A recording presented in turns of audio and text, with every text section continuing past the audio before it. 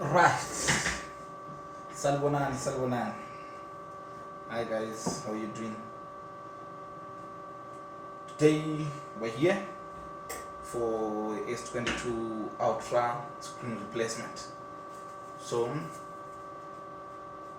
as usual, make sure you have your anti-static gloves, you have your mat right here clean, you have all the equipment in place, you have your jigs, your screwdrivers, your tweezer, your blade in place.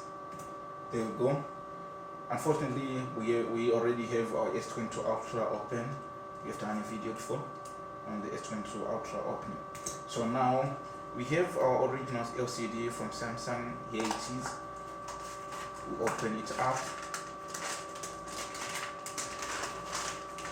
There we go. That's our new LCD. That's our new LCD with the frame here. So we're going to assemble phone. So make sure your mat is clean so that you not damage the LCD on the process. There we go. First and foremost, you remove all the seals available. You remove these one, that one again. Then we go.